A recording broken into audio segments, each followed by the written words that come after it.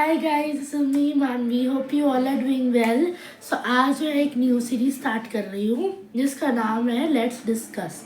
So let's discuss में हम कुछ चीज़ें डिस्कस करेंगे, जिसमें सबसे पहले हम आज जो डिस्कस करने वाले हैं वो है what are do's and don'ts of makeup.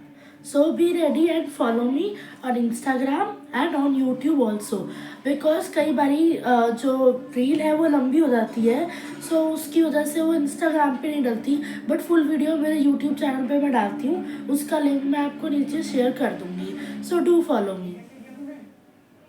So do's and don'ts of makeup में सबसे पहले हम डिस्कस करेंगे डूज। डूज मतलब कि हमें मेकअप करने से पहले, मेकअप करते हुए एंड मेकअप करने के बाद क्या क्या चीज़ें करनी चाहिए, पहले वो करते हुए और बाद में। तो सबसे पहले हमें मेकअप करने से पहले की ज़रूरी चीज़ है जो डूज में है कि हमें हमारी स्किन को हाइड्रेट करना चाहिए, एंड जो हमारे ब्रशेस पफ्स वगैरह हैं जो भी हमको एक प्रोसीजर ऑफ मेकअप करने में यूज़ होते हैं, उन सब चीज़ों को साफ़ करना चाहिए। ये सबसे पहले दो इम्पॉर्टेंट डूज हैं। थर्ड जो स्टेप है वो हमारा फर्स्ट से रिलेटेड है, that is hydration. So hydration मतलब CTMP का प्रोसेस, जो कि cleanser, toning, moisturising and priming होता है। तो उसमें क्लेंजिंग इज़ वेरी इंपॉर्टेंट, मतलब all steps are important, but cleansing is also a very important step before makeup. Then the fourth point we come forward to, हम जैसे ही CTMP कर लेते हैं हमारे फेस का, then we'll go to the step of color correcting and concealing. So color correcting, it's totally depend upon your face. तो dos में सबसे इम्पॉर्टेंट है ये बात जानना कि आपके फेस को कौन से कलर के ऑरेंज कंसीलर की ज़रूरत है। ऑरेंज में भी वेरिएशंस आते हैं, मतलब peach, dark orange, medium orange and very light orange. वो आपकी पिगमेंटेशन के ऊपर डिपेंड करता है। जितनी ज़्यादा पिगमेंटेशन उतना ही डार्क कलर, एंड जितनी कम पिगमेंटेशन उतना ही लाइट कलर ऑफ ऑरेंज हम यूज करते हैं। Fifth point, concealing. कंसीलिंग जो है वो बहुत ही इम्पॉर्टेंट स्टेप है हमारे फेस, हमारे मेकअप के लिए, एक अच्छा सा सेट बनाने के लिए। सो कंसीलर या तो आपके शेड का होना चाहिए, वैसे तो मोस्ट प्रोबेबली अगर आप अच्छे मीडियम स्किन टोन हो, डार्क स्किन टोन हो या लाइट स्किन टोन हो, जैसे भी स्किन टोन की हो, आपका कंसीलर शेड टू शेड या तो उससे 2 शेड लाइट, 2 नहीं, आई बिलीव 1 शेड लाइट होना चाहिए मैक्सिमम। वो है कि आप अपने शेड का ही कंसीलर लो, दैट्स अ बेस्ट थिंग। या फिर आप 2 शेड डार्क अपनी नीड्स ऑफ फेस या 2 शेड लाइट अपनी नीड्स ऑफ फेस के हिसाब से ले सकते हो कि आपके फेस को कैसी ज़रूरत है, ठीक है। देन नेक्स्ट स्टेप हमारा आ जाता है हमारा फाउंडेशन। फाउंडेशन आप लिक्विड फाउंडेशन यूज़ करो, या फिर आप वो जैसे आते हैं ना दूसरे वाले फाउंडेशन बॉक्स वाले, वो यूज़ करो, नॉट इन लिक्विड फॉर्म। जो भी आप फाउंडेशन यूज़ करो उसमें मोस्ट इम्पॉर्टेंट पॉइंट इज़ कि फाउंडेशन आपका शेड टू शेड होना चाहिए। अगर आपका फाउंडेशन आपसे लाइट होगा तो आपका फेस ग्रे पड़ जाएगा। जो मेरा शेड है, अगर मैं उससे लाइट लगाऊं तो मैं कहीं मेकअप करके जाऊंगी तो जब तक मैं वहाँ पहुँचूंगी, मतलब आफ्टर मैक्सिमम 10 to 15 मिनट्स मेरा फेस जो है वो ग्रे हो जाएगा, और डार्क लगाऊंगी तो मेरी स्किन जो है वो डार्क लगेगी। So most important point is कि आपको अपना फाउंडेशन शेड पता होना चाहिए for a flawless and good look makeup.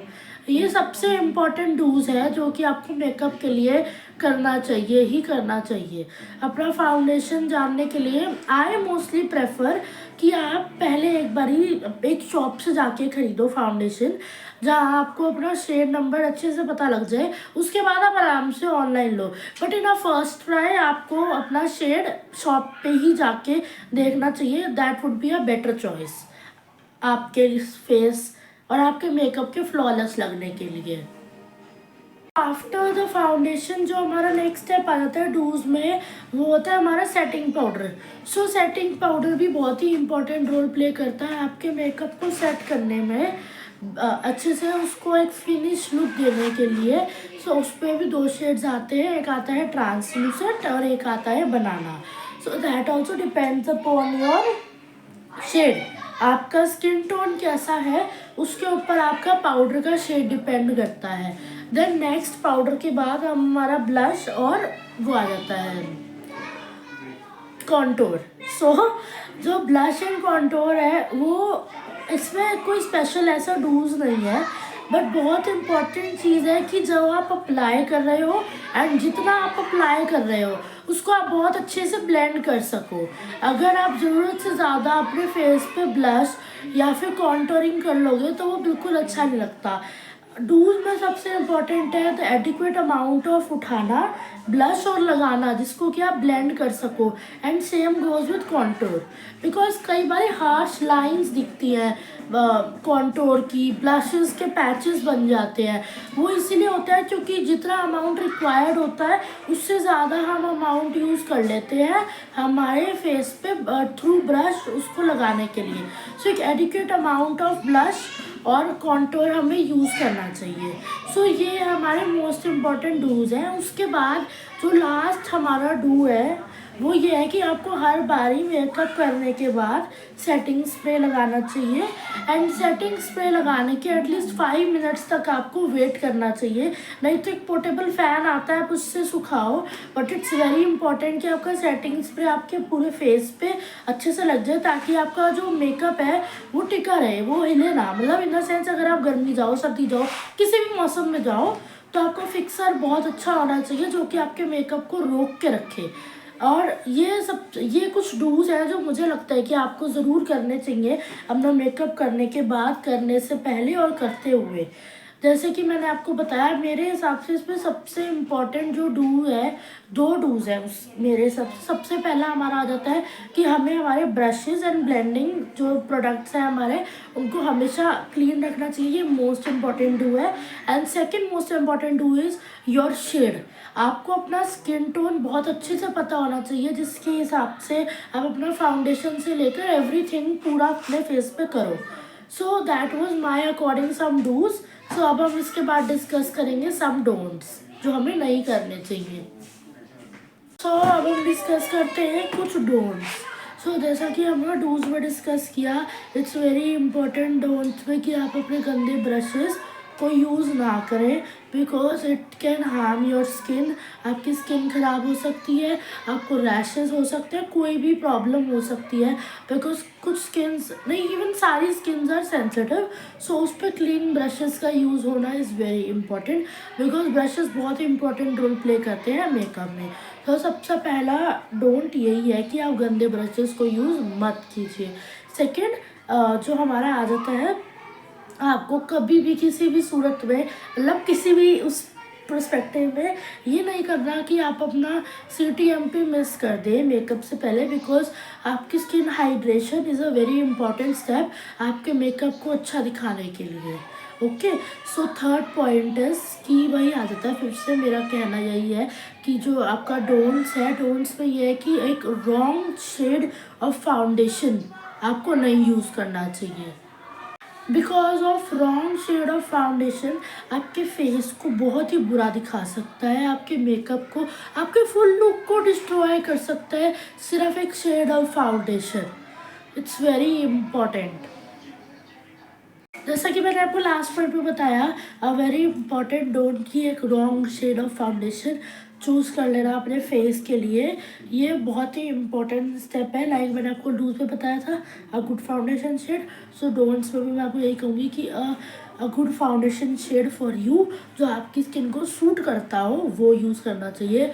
सो ये डोंट है कि don't use wrong shade of foundation. एक डोंट है, do not use a very much amount of foundation, वो आपके फेस पे बिल्कुल अच्छा नहीं लगेगा। ऐसे एक परत सी लगेगी आपके फेस पे जमी हुई है जो कि बिल्कुल अच्छा नहीं लगेगा। ब्लेंडिंग एक बहुत इम्पॉर्टेंट डोंट है कि do not keep your foundation for a long time like this, मतलब लगा के उसको छोड़ मत दो। बिकॉज फाउंडेशन जैसा भी हो फॉर्म में, चाहे लिक्विड हो चाहे सॉलिड हो, उसको ब्लेंड करना बहुत इंपॉर्टेंट है, नहीं तो हार्श लाइन्स आ जाती है और वो बिल्कुल अच्छा नहीं लगता क्योंकि उसके पैचेस बन जाते हैं। So do not keep the foundation like this and blending ऐसा बिल्कुल मत कीजिए कि उसको छोड़ दो। ब्लेंड करना is a very important step for makeup. Then next point again I will say कि do not just use blush and contour like this only. मतलब बिना किसी उसके तरीके के एक ऐसे ही अंधाधुन ब्लश का या फिर कॉन्टूर का यूज़ कर लेना, वो आपके फेस को बिल्कुल भी अच्छा नहीं लगाता। एक अच्छी फिनिश के लिए adequate amount of blush and contour चाहिए होता है, जो कि आपको यूज़ करना चाहिए। तो do not use excess of it. And last I want to say कि आप, लास्ट तो नहीं, मतलब अभी और भी पॉइंट्स हैं, बट आई वॉन्ट टू से for lips it's very important that आपके जो लिप्स हैं वो हाइड्रेटेड हो। अगर हो सके तो उससे पहले आपने जब भी मेकअप करना है फॉर अ लॉन्ग गो और अ शॉर्ट गो, आपको अपने लिप्स को अच्छे से हाइड्रेट करके रखना चाहिए। आप लिप बाम लगाओ या मेकअप से पहले आप लिप स्क्रब कर लो, जो आते हैं वो एक्सपर्टेशन वाले, उसको बहुत ज़रूरी है हाइड्रेट रखना। सो इट्स वेरी इंपॉर्टेंट कि आप अपने लिप्स को हाइड्रेट रखो। और उसके बाद second point for the lips is कि over lining of a lip liner. अगर आप अपने लिप्स को ओवर लाइन कर दोगे तो it will look really bad. मतलब जितने आपके लिप्स हैं उससे थोड़ा सा ज़्यादा आप अच्छी सी लुक देने के लिए कर सकते हो, but over will not look a good.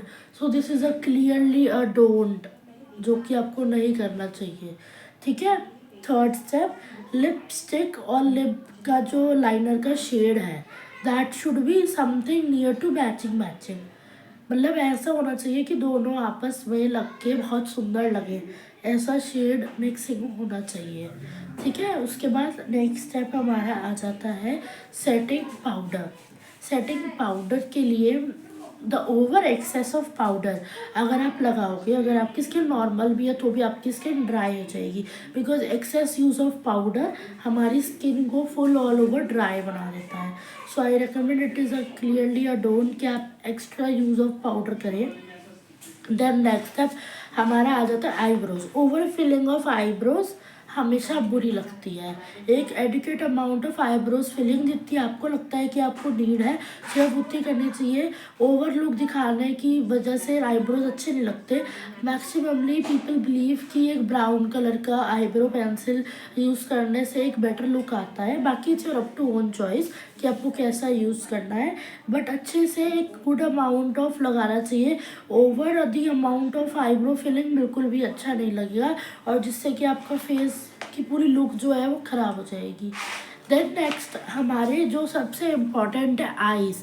Eyes में डोंट है कि आप सिर्फ आई शेडो को ऐसे ही लगा के मत छोड़ो, उसको अच्छे से ब्लेंड करो। So no blending in any way is a very big don't. मतलब आपको ब्लेंडिंग तो बहुत इम्पॉर्टेंट है। और special don't is thick liner, because the eyeshadow or the thing you have done on your eyes will not look good with a मोटा eyeshadow, ओ eyeliner, by mistake eyeliner. Eyeliner हमेशा thin होना चाहिए, उसकी वजह से हमारी eyes का जो मेकअप है वो अच्छे से दिखता है। बट अगर हमारा आई लाइनर थिक होगा तो वो बिल्कुल भी अच्छा नहीं लगेगा, ना ही हमारा आई शेडो का शेड अच्छे से दिख पाएगा। सो इट्स वेरी इंपॉर्टेंट कि हम थिन आई लाइनर यूज़ करें, बिल्कुल पतला सा एंड सुंदर, जैसा भी आप लोग चाहते हैं उसको यूज़ करना। And last but not the least, the most important don't for the makeup is कि मेकअप को लेके प्लीज़ सो मत। मतलब मेकअप करके सोना नहीं चाहिए। Very very bad sign for your skin, आपकी स्किन डैमेज हो सकती है।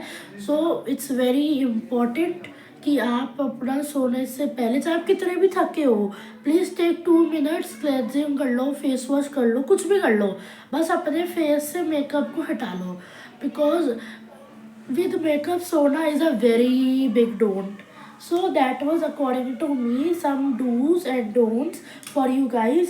अब सबको ये वीडियो कैसी लगी कमेंट सेक्शन में नीचे मुझे बताना। एंड आई नो मैं बहुत लॉन्ग टाइम के बाद एक्टिव आई हूँ, बट ऐसे ही अब हम रोज़ थोड़े थोड़े दिन में वीडियोस डालते रहेंगे। सो ऐसे ही मेरी वीडियोस रेगुलरली देखने के लिए आप मुझे फॉलो करो, मेरी इंस्टाग्राम आईडी make.up-with-manvi पे एंड मेरी यूट्यूब आईडी मेकअप विद मानवी पे, दोनों जगह प्लीज़ आप मुझे फॉलो करो। ऐसे ही मैं सब मेकअप लुक्स और मेकअप टेक्निक्स तरीके जो भी मुझे आता है वो सब मैं आपको बताने की कोशिश करती हूँ। एंड अगर आपको मेरा बताने का तरीका अच्छा लगता है तो please please please give me your support, do follow me and अपना सपोर्ट ऐसे ही मेरे साथ बनाए रखो। हम अभी 54 पे हैं, बट हमको जाना बहुत लंबा है। So please support me. Thank you.